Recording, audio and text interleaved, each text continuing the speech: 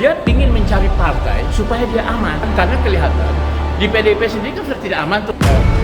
Dalam persoalan pemilihannya Ganjar sebagai capres, kemudian tidak terpilihnya Puan, kan terjadi gesekan itu dalam internal PDIP. Saya bahwa ini adalah partai oligarki, karena kita tidak tahu PSI itu dari mana sumber dananya, tiba-tiba begitu menggelegar, kan gitu kan. Nah, untuk Kaisang ini kan aneh.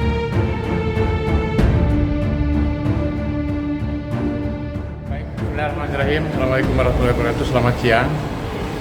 Menanggapi pertanyaan tersebut bahwa proses terpilihnya Kaisang menjadi ketua umum partai dengan proses yang begitu kilat 2 hari, ya kan?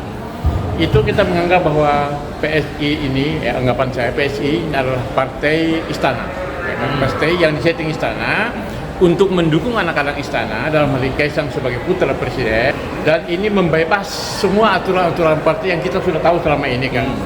Jika seseorang menjadi ketua umum partai itu kan dia harus menempuh proses bagaimana berada dia di dalam partai berapa lama, kemudian mengikuti ADART-nya, kemudian melalui munas atau apapun lalu kemudian terpilih menjadi ketua umum. Nah, untuk Kaisang ini kan aneh. Ini menurut saya aneh sekali. Kenapa? Baru 2 hari, ya kan? Bagaimana kita baca di media, lalu kemudian terpilih menjadi ketua umum, dan sekarang sudah menjadi ramai di media. Pagi tadi teman-teman media juga hubungin saya, bagaimana tanggapan saya tentang Kaisang yang terpilih menjadi ketua umum PSI ini. Ya, menurut saya bahwa ini adalah partai oligarki, karena kita tidak tahu PSI itu dari mana sumber dananya, tiba-tiba begitu menggelegar, kan gitu kan. Gitu. Sedangkan partai-partai lama saja megap-megap, kan itu masalahnya kan. Pasti ada dana besar, ada keuangan besar yang bermain di balik PSI ini sendiri. Nah, dugaan saya ini adalah menggunakan kekuatan oligarki dalam si permodalannya. Jadi satu, yang kedua, terpilihnya Kaisang menjadi ketua umum ini adalah bagian daripada tidak lepas daripada settingan Jokowi. Jokowi ini kan tahun depan selesai. Dia ingin mencari partai supaya dia aman, karena kelihatan di PDIP sendiri kan sudah tidak aman tuh. Dalam persoalan pemilihannya Ganjar sebagai capres, kemudian tidak terpilihnya Puan, kan terjadi gesekan itu dalam internal PDIP. Nah, lalu kemudian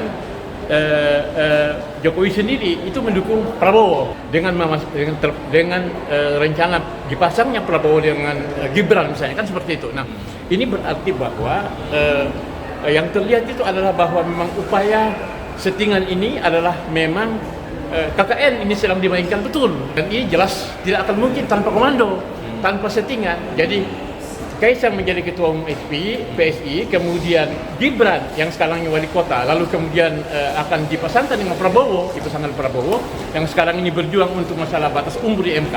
Nah, ini tidak bisa lepas bahwa ini adalah kekuatan istana yang bermain.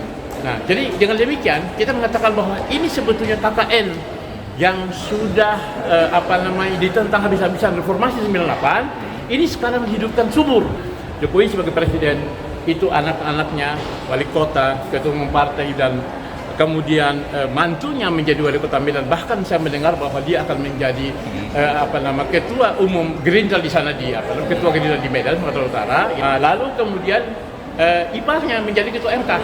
Nah, jadi ipar menjadi ketua MK, terjadi persoalan-persoalan pilpres dan lain sebagainya, pasti dong.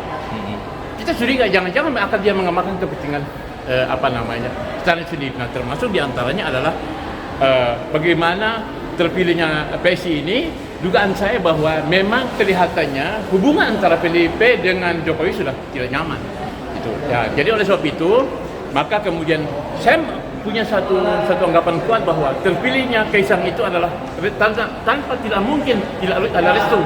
Pasti Jokowi yang merestui. Bahkan bisa juga ini settingan bahwa dan memperkuat bahwa yang kekuatan selama ini oligarki yang bermain di balik ini, termasuk diantaranya ini oligarki bermain di balik terpilihnya Kaisang menjadi ketua umum Partai Solidaritas Indonesia PSI sendiri.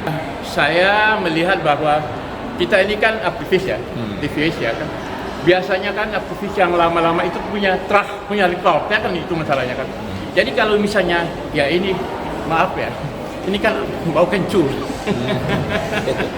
Yang bau kencur, lalu kemudian tiba-tiba melejit, lalu kemudian dijadikan ketua umum partai. Nah, dulu dia kan bersama Erick Thohir, ya kan membina Persis Solo, kan gitu masalahnya. Kemudian kita nggak kedengaran lagi tuh Persis Solo. Lalu kemudian sekarang ini bermain di partai, kemudian tiba-tiba dimunculkan sebagai figur yang untuk menjadi ketua umum partai. Ini menurut saya luar biasa gitu. Nah, kenapa? Ini bau kencur. Anak bau kencur atau menjadi ketua umum partai. Jadi apa kira-kira ini membalik-balikkan logika kita. Seseorang itu jika sampai kita melihat track record partai-partai yang lain, seorang itu ketika melonjak menjadi ketua umum partai, dia akan berjuang mati-matian. Dia punya pengalaman, dia punya kemampuan. Bagaimana dia bisa menjadi sampai mencapai ketua umum, itu berjuang luar biasa. Ini kan anak kemarah.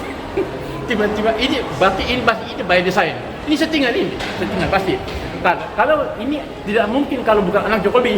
Nah, dugaan saya berarti PSI ini partai pendukung koruptor. Kenapa? Kenapa demikian? Karena jelas beberapa waktu yang lalu kan saya dengan Pak Amin, dengan Pak Rijal Ramli, dengan Jenderal Soeharto, ya kan Letjen Soeharto, dengan Pak Sunarko dan sejumlah tokoh-tokoh nasional itu kan mendesak ke KPK, ke Firly Bahuri. Dia takut tidak menerima kami, lalu kemudian sampai hari ini tidak ada penyelesaian, berarti dan bersama Ubedillah Badrun sebagai pelapor kasus itu kan sudah dari mulai Januari 2022 sampai sekarang ini sudah hampir 2 tahun. Ya kan sudah hampir 2 tahun tidak ada penyelesaiannya. Jadi berarti kasus itu kan seakan-akan dipending gitu kan.